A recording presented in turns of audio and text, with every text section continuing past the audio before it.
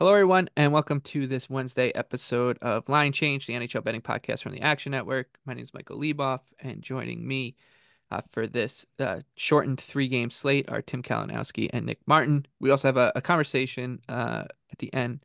I want to talk about the Boston Bruins and whether or not they're flying under the radar a little bit in terms of the betting market right now, big picture wise. So we'll also dive into that a bit.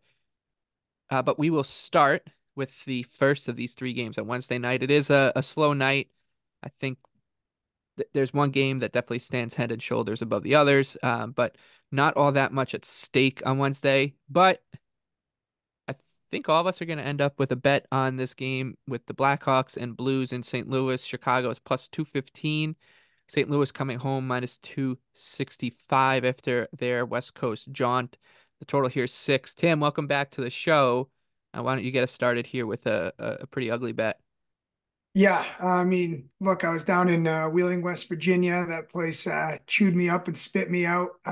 Hanging out at the Nailers game, my buddy down there, and so I'm gonna go with maybe a bet that's just as ugly as spending 5 days in Wheeling, and that would be the Chicago Blackhawks plus 215. I'm looking at right now. Hey, we've said it for a while, guys. This Blackhawks team, they're feisty, they're a tough out. And on the St. Louis side, I mean, I heard someone say recently, this team doesn't still think they're in it, do they? And like that's how I feel about St. Louis. Are they still convinced they're in it? They can't be convinced, right? Um, this Chicago team, like we said, they've covered the effort spread, it feels like a dozen times in the last couple of weeks here. St. Louis, this is their first game back from a little bit of a roadie, but it's a team that's lost to the San Jose Sharks twice. This is like I don't think that they're deserving of this big of a favorite with the way that Chicago can make you kind of earn it. Yep, I would agree 100%. And no disrespect to Wheeling, West Virginia. We love our listeners in the Rust Belt. I love that little part of the country and that specifically that little part of West Virginia that, just juts out and separates Ohio from Pennsylvania, in I'll tell between you, me Pittsburgh. too. Me Yeah. too. A lot of great bars down there, a lot of 75-cent beers. I say it with all the love of my heart because Yeah. it took me a full day to recover. Yeah, and what better way, like you said, to kick your feet back up, and bet some NHL and bet the Chicago Blackhawks. I'm with you 100% here.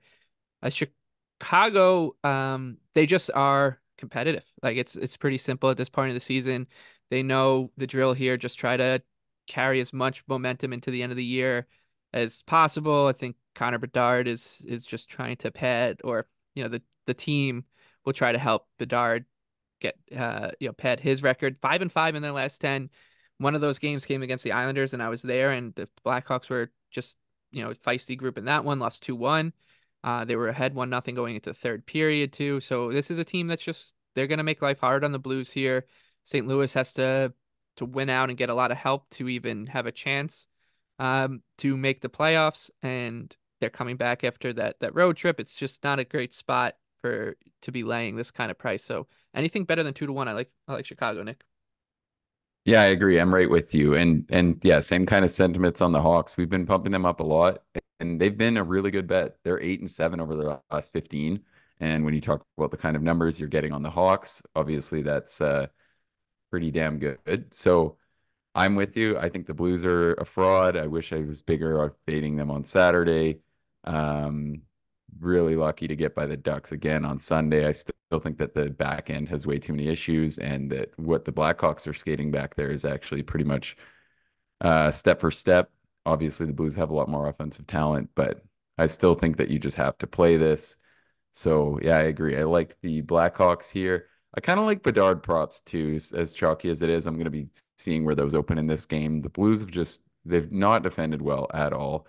I still really like the way he's playing, so I kind of want to buy on him off that ugly Minnesota game, especially in this slate. So yeah, I think it's the Blackhawks and maybe trying to target them actually to break through with some offense for once. Do we want to mention a number we like this too? It seems to be Yeah, a I like little 2-1. inconsistent on the board. Yeah, 2-1. Okay, let's move on to Knights and Oilers. Our man Bob Stauffer. an absolute icon up there in Nick's part of the world, reporting that Connor McDavid is out day to day. So I would guess he's not going to play in this one. Lines are already on the move. The under's taking money as I'm watching it. The juice going up on the 6.5. I'm assuming that'll be gone by the time we're recording, so we can try to do our best to work around that. Right now, the Oilers are minus 148 against the Vegas Golden Knights, who are traveling at plus 124. Without McDavid, and I think we talked about this last week, that I think the Oilers are going to be a team that is going to be very, very careful with all of their important, well, basically everybody, because they're playing this really condensed schedule to finish out the regular season, and then they have the playoffs is a quick turnaround. It's their regular season ends Thursday. The playoffs start Saturday. I'm assuming it'll start Sunday, first for Edmonton. So it's pretty likely that we're going to see a lot of guys kind of come in and out of the lineup. Without McDavid, I think Vegas is worth a look at anything better than plus 115, but I don't know if that's going to hang around all that often, plus all that long. And the Vegas goaltending situation is also worth keeping an eye on. So this is a tough one to handicap. I would lean towards Vegas, but the other two games are much more appealing to me in terms of a betting perspective, Nick. Yeah, I agree. If under 6.5 holds up to minus 130, that would be my play. And then I would go a little bit wider if McDavid is confirmed out, although it looks like those are coming off the board quickly. So I think you kind of just got to wait and see there. I was kind of already setting up thinking that this spot could be a sneaky under, given the way these teams are going to, match up in the playoffs, and that the way that Edmonton's actually stabilized defensively. And I still think, obviously, the Knights' decor lends them to being a defense first team. So I think that this looks more like one of these spots we've seen from Vegas lately with their tight wins in Winnipeg, in St. Louis. I was kind of leaning towards more of that kind of game, but I was also keen to get the 6.5.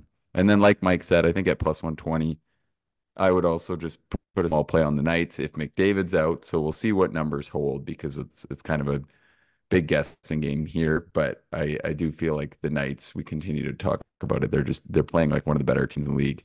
Had a bit of a letdown for us in Vancouver last night, but I'm not really that concerned about it. So yeah, and then the Edmonton side of things too, like they should be super careful with McDavid. You can't even tell, and I know we've made this point a lot, but you can't even tell if finishing second is going to be better or worse than finishing first. I like the Kings, but I still think you have to take your chances playing them, and that they're a very reasonable candidate out of how strong the entire West is.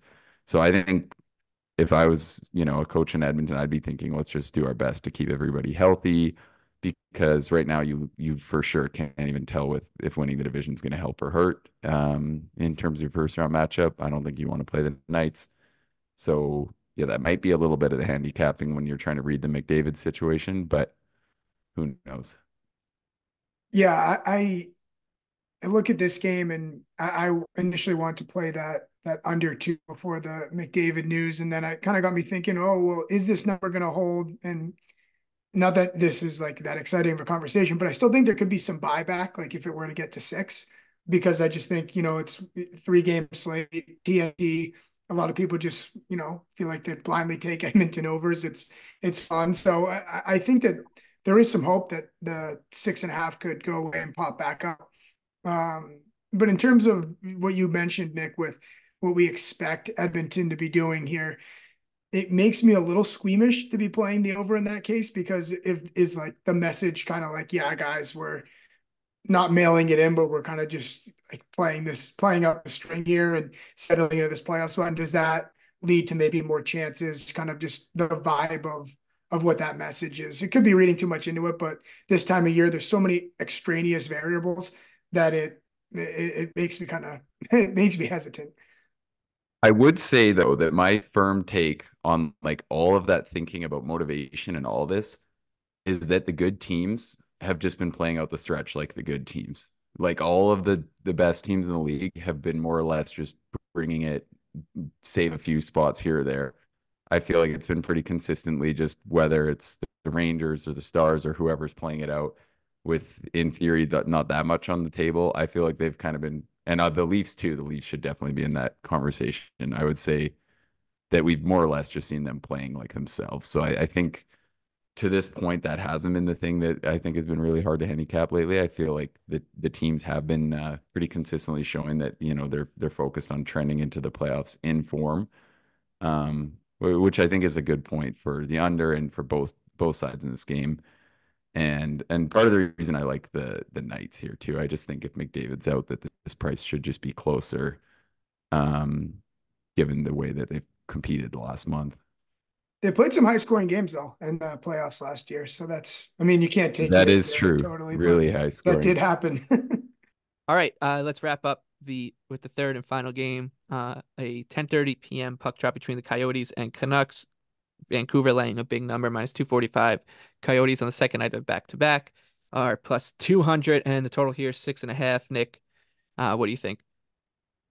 I actually like my chances on the Canucks spread at better than even money. I think that this is a good time to just try to buy on that strong Canucks performance. They've still been really good versus weaker sides, and this is a really tough spot for the Coyotes. I thought that the game that they just played could have gotten a little wider. I like the way more of the pieces in the Canucks lineup are showing right now. And I think that depth is going to create some issues. And I also like that it feels like they really have pressed to come into the playoffs in strong form here. I think the greater problem has kind of just been that they're probably not as good as their records. So when you look at them compared to some of these elite teams, they're probably just winning at the rate that they actually should be. But with that said, I think it's a great spot to target the Canucks bouncing back and just making life really tough on the Kraken here. And I do think that the Canucks, a game in Vancouver, is a specifically tough back-to-back spot. They're still heavy, they're defending quite well. So I actually thought that this looked a little narrow, and I'm assuming it'll probably grow. Especially because the Canucks underlying process has actually been pretty respectable lately. So I think if they're going to get some goaltending, should bounce back. So yeah, I thought that this was a little short at minus 245 and that you could play the Canucks at that number or go with the spread. Yeah, I'm absolutely zero feel here. Considered under just because these two teams head to head this year, it was a pair of 2-1 games. That the Canucks won. So I thought maybe towards the under, but I'm not going to just play it just because there's playoffs around the corner and 3 game slate I want to, but I got no feel. I mean, Vancouver, you look at them on Monday against Vegas, like go down 2-0 real quick and pretty resilient, gutsy win. I think because the time that those two teams have played before, Vegas jumped on them from the jump, if I remember right. And so it was a pretty gutsy performance, and it's a tough back to back for the Yotes. I'm hanging on to our Yotes ticket, Nick, leave off too. So probably just gonna sit this one out. I can't. I need to get some rest from Wheeling. I think I'm gonna end up on the Coyotes here. We'll see where this number goes to. I think plus 200, barring anything crazy, is fine. That we see on in the Seattle game. But as we've talked about with this Canucks team, I know they had a big win on Tuesday night, Monday night, but still a team that's playing a lot closer contests, playing closer contests more regularly than not. The goaltending too, still have a little bit of a problem there with uh the rotating cast of characters with Demko out. So I do think that especially I know that they're going to want to wrap up this division, and they can essentially do it with on Wednesday night if they get the result and Edmonton doesn't. But I think that this line is big enough on a Coyotes team that's been pesky once again. So it'll be the Coyotes for me on Wednesday night. Okay. That's it for those 3 games. We do want to just kind of take a second here to talk about a couple of teams, or one team in particular, I should say, that could be weirdly flying under the radar when we look at the betting board as we head towards the playoffs. That's the Boston Bruins. 10-1, 12-1's out there to win the Stanley Cup. They really haven't moved much since they established themselves as a cup contender early on in the season. There are a lot of people who are skeptical of this team, I think, because they focus on the forward core and down the middle. But Nick, we were talking about this a little bit on the show on Tuesday. It does look like the path could be there for this Bruins team to pay off, and like we're now looking at an 82 game sample size. And if you want to go back last year too, and the year before that, where this has been one of the better teams in the league, one of the most stable teams in the league. And even without Bergeron and Krejci, like, been no problem because their strengths remain the same. Yeah, I don't know how much I love them as an outright, but the one thing that I'm kind of eyeing up and really hoping that people push this to where it's actually a good price is the what now looks like a pretty locked in round one matchup versus Tampa. I'm pretty confident that unless we see, I don't really know what I'd see the rest of the way, but I think that if that ends up being a pick, which is where it seems like it's trending based off the market and the average person's contention about the teams, I would actually love Boston. I think that they still just have a defense core that's so much better than Tampa's, and that we've seen 3 weeks of good play out of the Lightning, and that they're getting a ton of credit, while the Bruins have kind of come down to earth. But I still think that they have the offensive depth to even have some edges in the bottom couple of lines there versus the Bolts. Love their goaltending upside. And I think a lot of the stuff that we're hearing about Tampa, it feels like it's been like it like you look at last year, they lost to the Leafs in round one. Year before they could have lost to the Leafs in round one. And I know the Bruins blew it versus Florida, but it feels to me like it's being forgotten about which of these teams has been the better of the two for the last 2 seasons, just because of who Tampa is. When a lot of those strengths have kind of been further and further apart. Vasilevsky hasn't been good in the playoffs the last 2 years. So I am kind of liking that. And I wouldn't hate some of the futures out there, but I just feel like at this point you're always kind of paying a lot of juice to get into those. But I do feel that Boston is getting a little slept on. They're kind of in that pack of like every team to me has their own flaws to nitpick, and it feels like they're kind of getting it worse than anyone else when really all the teams, I guess, kind of spare Dallas, have like one clear thing where you're like, well, that could be what falls apart for them, and why they're right in the pack. And I mean, that's kind of an obvious point when you look at like the top 6 or 7 teams this year that are separated by 6 points. Um, so yeah, I do kind of like the Bruins. It feels like they're getting hated on enough for me. Everyone knows they've kind of got that, modest punch of centers, but that flaw is kind of just comparable to the rest of the East, I think. Yeah, I've definitely been really hard on the Bruins, and I kind of always am, just because, living in the Boston area, I try to zag when everyone's kind of a Bruins homer, but they I guess my biggest nitpick right now, to move on to our nitpicking, we picked the middle of the ice. We picked when their decor was banged up, but the fact that they've gone to overtime more than any other team in the league, I think it's 26 times. Like, does that? I would be interested to like compare some sort of a deep dive on if there's a correlation between playoff success and how often you go to overtime. And not that that means you're a bad team, but just they don't play 3-on-3 in a shootout in the playoffs. So is there a way to carry that to the play? Like, how do you examine that, I guess, is my question. Or do we put any stock into that? Yeah, I mean, I wouldn't unless the team was running just a ridiculous winning rate, right? Because you like because what is they're pretty like relatively standard in their overtime record, right? Because I think the only reason you'd be saying that's a huge boost or like a huge knock on a team is if they happen to be like 12 and Six, 2 yeah, and 3 on 16 and 3. 2 or something, right? Yeah. Yeah, and then you're like, okay, well, they don't get that. But I think when you're talking about the playoffs, it's just thinking about it in terms of a short period of normal play. So I don't think that's like the hugest knock on the Bruins. And the one thing that I think is going to be really interesting that I'm really excited for as we get into the playoffs is to hear the takes on the Panthers Leaf series too. I feel like that's going to be a really fun one to handicap and see where the numbers open up. And Leboff, unless you have something to say at the Bruins, I was just going to add one more thing. No, the only thing I was going to say about Boston is that I think that the path, there's still a chance that they end up, it's a long shot, but if they do catch the Rangers somehow, then all of a sudden we're having a different conversation. I know that would mean they'd have to play Carolina in all likelihood in round two, but you're talking about getting a team, uh, giving a team a much easier round one opponent compared to one that's much closer to a coin flip. I think that's a big deal, which is why I think if you're going to bet uh, Boston, you might want to do it uh, early, pending the result, I guess, against Carolina on Tuesday night. Anyways, so yeah, that's the Bruins. I just think the teams that are in that bunch you were talking about, Nick, I think they're the one, you put it well, that is getting picked apart a little bit more than the rest of them for their one fatal flaw, but maybe a little unfair. I think that this team is deserves a little bit more credit than a lot of people in the betting community give. And over to you, Tim. Yeah, you're Nick did put that well, and I would say too, a lot has been made about what the Bruins are going to do with the goalies this time around. Montgomery's been saying pretty much from the jump this year that he's going to pull the trigger quicker on a goaltending change instead of leaving Swayman out to dry for his first game in Game 7 like they did last year.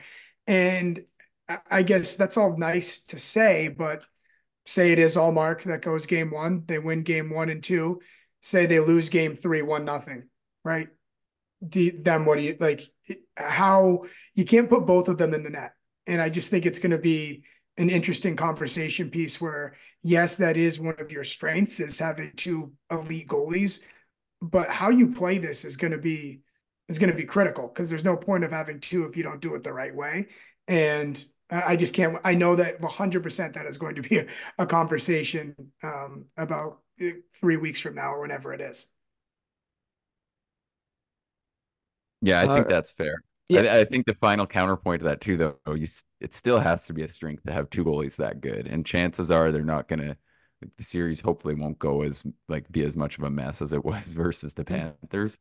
So that would kind of be the one positive is I think it's realistic to think that maybe they just get into a shorter series where they allow less goals and that could be part of the reason you like them. But who knows? All right. We'll continue to kind of weave our thoughts in and out on some of these teams as we roll down the regular season and get in towards the playoffs. But that'll do it for us on this Wednesday episode. We'll be back Thursday for a pretty big 10-game slate to talk about. Then, of course, on Friday, we will record our Power Plays video with Bet365 to give out our best bets on the Saturday slate that you can find on YouTube. Until then, Tim, Nick, thank you for joining me. Thank you for listening. And also, big thank you to our producer, Noah, on the back end.